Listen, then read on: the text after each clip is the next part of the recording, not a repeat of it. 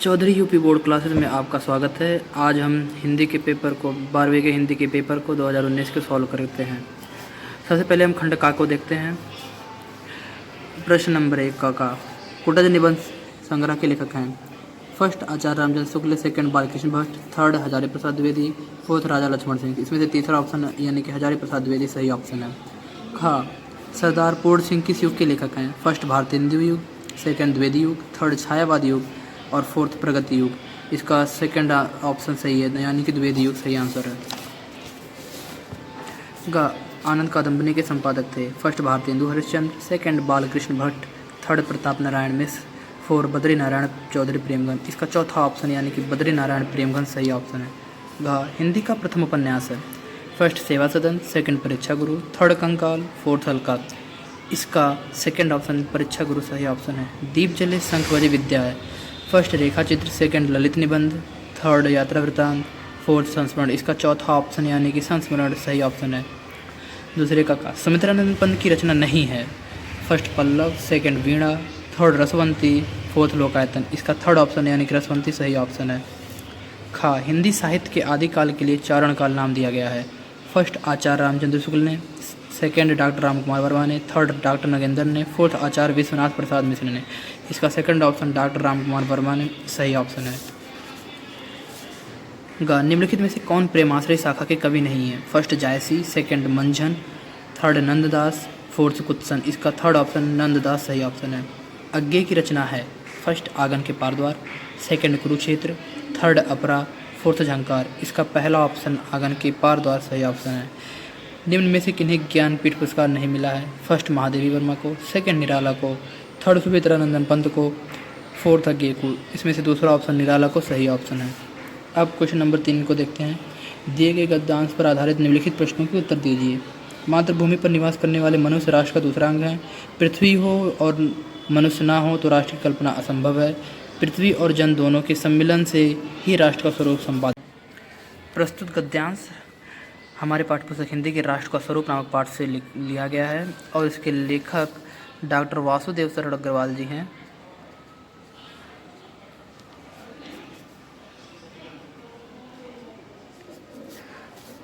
अब रेखांकित अंश को हम सूक्ति कहते हैं। इसमें पृथ्वी माता है और जन सच्चे अर्थों में पृथ्वी के पुत्र हैं। यह एक सूक्ति है और इसकी व्याख्या हमें कम से कम आधे पेज में करनी होती है।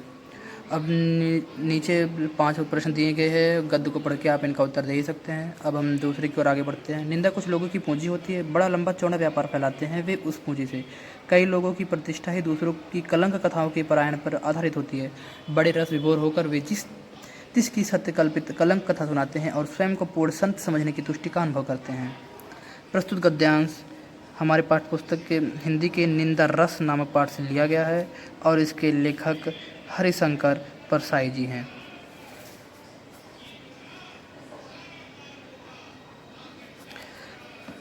ये जो रेखांकित अंश है ये सूक्ति है और इसकी व्याख्या हमें कम से कम आधे पेज में करनी होगी। नीचे 5 प्रश्न दिए गए हैं। इसको पढ़ के गद्य को पढ़ के हम इनका जवाब आप इनका उत्तर खुद ही लिख सकते हैं। प्रश्न नंबर 4 दिए गए पदांश पर आधारित निम्नलिखित प्रश्नों के उत्तर दीजिए। छायाएं मानव जीवन की दिशाहीन सब ओर पड़ी, वह सूरज नहीं उगा था पूरब में, वह बरसा सहसा बीचों बीच नगर के, काल सूर्य के रथ के पहियों के ज्यों अरे टूट कर बिखर गए हों दसों दिशा में। प्रस्तुत पद्यांश हमारे पाठ्यपुस्तक हिंदी के हिरोशिमा नामक पाठ से लिया गया है। हिरोशिमा नामक पाठ से लिया गया है और इसके कवि जो हैं अज्ञे जी हैं। इनका पूरा नाम सच्चिदानंद हीरानंद वात्स्यायन अज्ञे है। नीचे 5 प्रश्न दिए गए हैं। आप इसका उत्तर दे सकते हैं इसको पढ़ के। अब अथवा पे चलते हैं। सावधान मनुष्य, यदि विज्ञान है तलवार तो इसे दे फेंक, तज कर मोह स्मृति के पार। हो चुका है सिद्ध है तो शिशु अभी अज्ञान, फूल कांटों की तुझे कुछ भी नहीं है पहचान। खेल सकता तू नहीं, ले हाथ तल में तलवार, काट लेगा अंग तीखी है बड़ी है धार। प्रस्तुत पद्यांश हमारे पाठ्यपुस्तक हिंदी के अभिनव मनुष्य नामक पाठ से लिया गया है और इसके कवि रामधारी सिंह दिनकर हैं।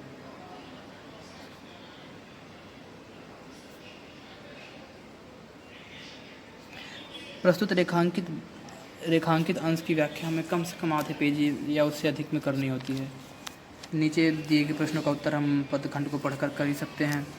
अब हम प्रश्न नंबर 5 की ओर आगे बढ़ते हैं। निम्नलिखित में से किसी एक लेखक का साहित्यिक परिचय देते हुए उनकी प्रमुख रचनाओं का उल्लेख कीजिए। फर्स्ट वासुदेव शरण अग्रवाल, सेकंड कन्हैयालाल मिश्र प्रभाकर, थर्ड हरिशंकर परसाई। इसमें से वासुदेव शरण अग्रवाल जी का जीवनी मोस्ट इम्पॉर्टेंट है, इसे आप जरूर कर लीजिएगा। खा निम्नलिखित में से किसी एक कवि का साहित्यिक परिचय देते हुए उनकी प्रमुख कृति पर प्रकाश डालिए। First Ayodhya Singh Upadhyay Hariaudh, second Mahadevi Verma, third Jaishankar Prasad. इसमें से महादेवी वर्मा और जयशंकर प्रसाद की जीवनी अति महत्वपूर्ण है, यानी कि 100% है। ये हर साल आती ही आती हैं। प्रश्न नंबर 6, बहादुर अथवा लाठी कहानी का संक्षिप्त कथानक अपने शब्दों में लिखिए, अथवा पंचलाइट अथवा ध्रुवतारा कहानी के उद्देश्य पर प्रकाश डालिए। प्रस्तुत कहानियों को आपके स्कूल में पढ़ाया ही गया होगा, तो उसके आधार पर आप इनमें से किसी एक का ही संक्षिप्त कथानक अपने शब्दों में लिख सकते हैं। ध्यान रखिएगा, इन दोनों में से आपको एक करना होगा, चाहे आप इसे करें चाहे इसे। फिर इसमें से चाहे आप इसका कथानक या उसके उद्देश्य पर प्रकाश डालें या इसके उद्देश्य पे, बस आपको एक ही करना होगा। 7वां, स्वपठित नाटक के आधार पर निम्नलिखित प्रश्नों में से किसी एक का उत्तर दीजिए। पहला नाटक राजमुकुट, सेकंड कुहासा और किरण, थर्ड आन कमान, फोर्थ गरुण ध्वज, फिफ्थ सूतपुत्र।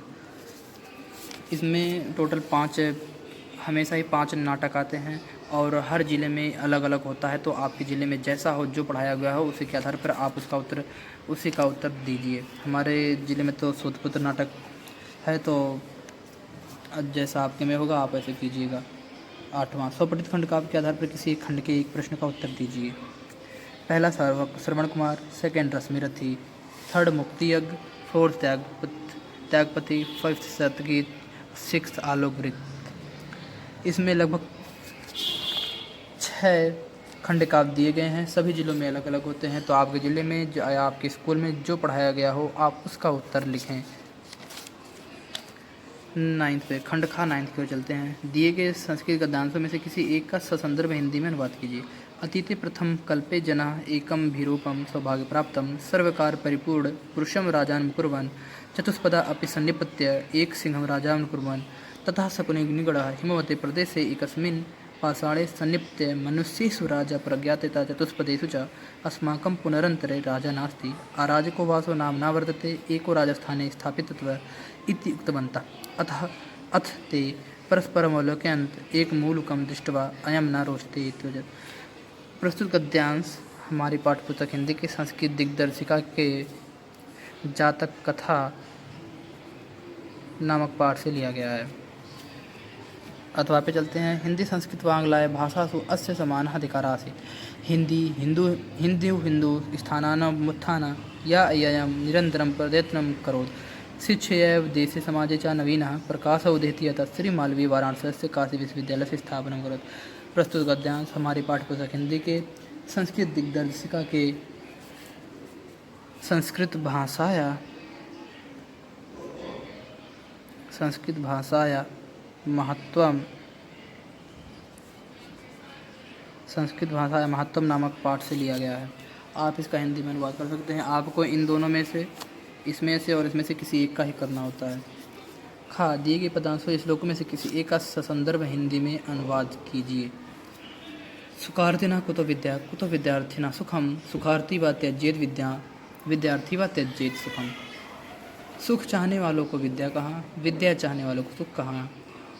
सुख चाहने वालों को विद्या त्याग देनी चाहिए और विद्या चाहने वालों को सुख त्याग देनी चाहिए। प्रस्तुत श्लोक हमारे पाठ्यपुस्तक हिंदी की संस्कृत दिग्दर्शिका के सुभाषित रत्नानि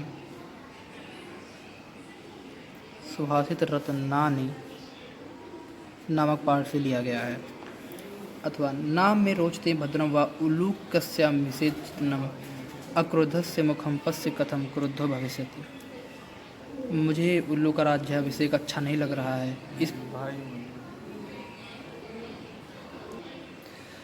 भाई मुझे उल्लू का राज्याभिषेक अच्छा नहीं लग रहा है। इसका चेहरा तो अभी से इतना क्रोधित लग रहा है और जब ये क्रोधित होगा तो इसका चेहरा कैसा लगता होगा। प्रस्तुत श्लोक हमारे पाठ्यपुस्तक हिंदी के संस्कृत दिग्दर्शिका खंड के जातक कथा नामक पाठ से लिया गया है। या लोकजातलम। अब प्रश्न नंबर 10 पे नज़र डालते हैं। निम्नलिखित मुहावरों और लोकोक्तियों में से किसी एक का अर्थ लिखकर वाक्य में प्रयोग कीजिए। एक और एक 11 होना, मतलब एकता में अनेकता होना। चार चांद लगाना, चार चांद लगाना, इसका अर्थ होता है चौगुनी शोभा या इज्जत होना। नंबर 3, दूध का दूध पानी का पानी, निष्पक्ष न्याय करना, निष्पक्ष न्याय होना। 4, एक अनार 100 बीमार, इसका अर्थ है एक वस्तु को कई सारे चाहने वाले। आप इन सभी का वाक्यों में प्रयोग अपने आप कर ही सकते हैं। 11वां का निम्नलिखित शब्दों के संधि विच्छेद के सही विकल्प का चयन कीजिए। फर्स्ट, नैनम का संधि विच्छेद है। ऑप्शन ए नय प्लस अनम, बी नी प्लस अनम, सी ने प्लस अनम, डी नय प्लस अनम। इसमें से सेकेंड ऑप्शन ने सी ऑप्शन ने प्लस अनम सही ऑप्शन है और यह अयाद संधि है और ये नैनम अयाद संधि का शब्द है। अब की बार हो सकता है संधि का नाम भी पूछ ले, इसलिए आप संधि का नाम जरूर याद कर लें। सेकंड, सद एव का संधि विच्छेद है। ए सदा प्लस एव, बी सदा प्लस एव, सी सत प्लस एव, डी सतह प्लस एव। इसका ऑप्शन ए सही ऑप्शन है और सदैव शब्द वृद्धि संधि का शब्द है, वृद्धि संधि का शब्द है।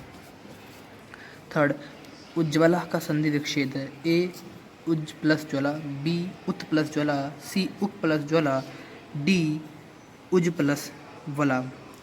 इसका बी ऑप्शन यानी कि उत प्लस ज्वला सही ऑप्शन है और यह है व्यंजन संधि का शब्द है। खा, दिए गए निम्नलिखित शब्दों की विभक्ति और वचन के अनुसार सही चयन कीजिए। फर्स्ट, नामने में विभक्ति व वचन है। नामने का अर्थ नाम होता है और ऑप्शन देखते हैं। ए द्वितीय विभक्ति बहुवचन, बी पंचमी विभक्ति द्विवचन, सी चतुर्थी विभक्ति बहुवचन, डी तृतीय विभक्ति एकवचन। नामने चतुर्थी विभक्ति एक वचन से लिया गया है। सेकंड, जगता शब्द में विभक्ति और वचन है। सेकंड, जगता का अर्थ होता संसार होता है। ऑप्शन देखते हैं। ए प्रथमा विभक्ति बहुवचन, बी षष्ठी विभक्ति एकवचन, सी तृतीय विभक्ति एकवचन, डी पंचमी विभक्ति एकवचन। इसका ऑप्शन सी यानी कि तृतीय विभक्ति एकवचन सही ऑप्शन है। प्रश्न नंबर 12 का निम्नलिखित शब्द युग्मों का सही अर्थ चयन करके लिखिए। First, sir sir. ए शोर और शांति, बी तीव्र और मंद, सी प्रकाश और अंधकार, डी तीर और तालाब। इसका चौथा ऑप्शन तीर और तालाब सही ऑप्शन है। सेकंड, पुरुष परुष। ऑप्शन ए वीर और कायर, बी व्यक्ति और कठोर, सी कोमल और कठोर, डी दुखी और कृपण। इसका बी ऑप्शन व्यक्ति और कठोर सही ऑप्शन है। खा, निम्नलिखित शब्दों में से किसी एक शब्द के दो अर्थ लिखिए। फर्स्ट, पतंग। पतंग का एक अर्थ हो गया उड़ाने वाला पतंग और दूसरा कीट पतंग। सेकंड, हलधर। हलधर का एक अर्थ होता है हल धारण करने वाला और दूसरा बलराम। सारंग का एक अर्थ होता है मोर और दूसरा अर्थ होता है सर्प यानी कि सांप। गा, निम्नलिखित वाक्यांशों के लिए एक शब्द का चयन करके लिखिए जो सब कुछ जानता हो। ए सर्वद्रष्टा, बी सर्वस्त्रष्टा, सी अल्पज्ञ, डी सर्वज्ञ। इसका डी ऑप्शन यानी कि सर्वज्ञ ऑप्शन सही ऑप्शन है। सेकंड, जो कम बातें करता हो उसे। ए ऑप्शन मितभाषी, बी वाचाल, सी कटुभाषी और डी आभासी। इस ऑप्शन ए मितभाषी सही ऑप्शन है। घा, निम्नलिखित में से किन्हीं दो वाक्यों को शुद्ध करके लिखिए। फर्स्ट, सरकारी मिट्टी के तेल की दुकान बंद है। इसका शुद्ध रूप होगा मिट्टी के तेल की सरकारी दुकान बंद है। मिट्टी के तेल की सरकारी दुकान बंद है। मिट्टी के तेल की सरकारी दुकान बंद है। 2 2 4 होता है। इसका शुद्ध रूप होगा 2 और 2 4 होता है। गुड़ का स्वाद मधुर मीठा है। मधुर मीठा का अर्थ एक ही होता है इसलिए हम इसमें सिर्फ एक का ही प्रयोग करेंगे। तो इसका शुद्ध रूप हो जाएगा गुड़ का स्वाद मीठा है। मोहन ने चिट्ठी लिखी। मोहन ने चिट्ठी लिखा। इसका शुद्ध रूप होगा मोहन ने खत लिखा। प्रश्न नंबर 13 का रौद्र रोष अथवा अद्भुत रस का स्थायी भाव है। रौद्र रस का स्थायी भाव क्रोध होता है और इसका उदाहरण, श्री कृष्ण के सुन वचन अर्जुन क्षोभ से जलने लगे, सब सील अपना भूल कर करतल युगल मलने लगे। अद्भुत रस का अस्थायी भाव विस्मय या आश्चर्य होता है। इसका उदाहरण अखिल भुवनचर अचर सब हरिमुख में लखी मातु चकित भई गदगद वचन विकसित देख दृग पुलकातु। खा रूपक अथवा प्रतीप अलंकार का लक्षण और उदाहरण लिखिए। रूपक अलंकार, जहाँ उपमेय और उपमान का भेद रहता है वहाँ रूपक अलंकार होता है। उदाहरण चरण कमल बंधव हरिराई। प्रतीप अलंकार, उपमा का उल्टा होता है, प्रसिद्ध उपमान को उपमेय बना देता है। उदाहरण मुख सा चंद्र दिखता है। गा चौपाई अथवा बरवे छंद का मात्रा सहित लक्षण अथवा उदाहरण लिखिए। चौपाई, यह सब मात्रिक छंद है। प्रत्येक चरण में 16-16 मात्राएं होती हैं। उदाहरण के लिए जय हनुमान ज्ञान गुण सागर, जय कपीसती हूँ लोक उजागर। इसके प्रत्येक चरण में 16-16 मात्राएं, जैसे कि 1 2 3 4 4 2 6 7 2 9 10 11 12 2 14 2 16 2 3 2 5 1 6 2 8 2 10 11 3 14 2 16। प्रत्येक चरण में 16-16 मात्राएं हैं। बरवे, यह अर्धसम मात्रिक छंद है। विषम चरणों में 12-12 और सम चरणों में 7-7 मात्राएं होती हैं। उदाहरण के लिए अवधि शिला का उर पर था गुरुभार, तिल तिल काट रही थी दृग जलधार। इसके विषम चरणों में यानी कि इसमें और इसमें 12-12 मात्राएं और इसमें दूसरे और चौथे में 7-7 मात्राएं हैं, जैसे 3 4 2 6 2 8 2 10 2 12 2 2 4 2 6 1 7 1 8 2 10 2 12। इन प्रथम और तृतीय यानी कि विषम चरणों में 12-12 मात्राएं हैं। सम चरणों यानी कि दूसरे चौथे में 7-7, जैसे 2 2 4 2 6 1 7 2 2 4 2 6 1 7। सभी सम चरणों में इसके 7-7 मात्राएं आता है। बरवे का उदाहरण है। क्वेश्चन नंबर 14, अपने गांव अथवा मोहल्ले में प्राप्त गंदगी के संदर्भ में अधिकारियों का ध्यान आकर्षित करने के लिए स्थानीय समाचार पत्र के संपादक को पत्र लिखिए। क्वेश्चन नंबर 14, अपने गांव अथवा मोहल्ले में प्राप्त गंदगी के संदर्भ में अधिकारियों का ध्यान आकर्षित करने के लिए स्थानीय समाचार पत्र के संपादक को पत्र लिखिए। अथवा उच्च शिक्षा हेतु ऋण प्राप्त करने के लिए बैंक शाखा प्रबंधक को आवेदन पत्र लिखिए। आप इन दोनों में से किसी एक को ही कर सकते हैं, जिसमें आपको प्रार्थना पत्र लिखना है और इसमें आपको पत्र लिखना है, आवेदन पत्र लिखना है। तो आप क्वेश्चन नंबर 15 की ओर आगे बढ़ते हैं। निम्नलिखित विषय में से किसी एक पर अपनी भाषा शैली में निबंध लिखिए। फर्स्ट, पर्यावरण प्रदूषण की समस्या, कारण और निवारण। सेकंड, वर्तमान युग में योग का महत्व। थर्ड, विद्यालय में कंप्यूटर शिक्षा की उपयोगिता। फोर्थ, मेरा प्रिय कवि। इसमें से तो पहला ऑप्शन तो आता ही आता है, तो 100% है, हर साल आता है, हर साल पूछा जाता है। तो आप ये तो काफ़ी आसान है। तो आप किसी न किसी की तैयारी करके किसी न किसी रूप में कोई ना कोई तो आता ही है, तो आप किसी की भी लिख सकते हैं। पर्यावरण प्रदूषण को आप जरूर याद कर लेंगे, ज़रूर से ज़रूर। ये 100% अति महत्वपूर्ण है, 100% इम्पॉर्टेंट है, हमेशा पूछा जाता है। आपको डिस्क्रिप्शन लिंक में इस वीडियो की, इस पेपर की PDF कॉपी मिल जाएगी। तो आप कृपया PDF पेपर के लिए आप नीचे डिस्क्रिप्शन में दिए गए लिंक पर जाकर PDF पेपर डाउनलोड कर लें।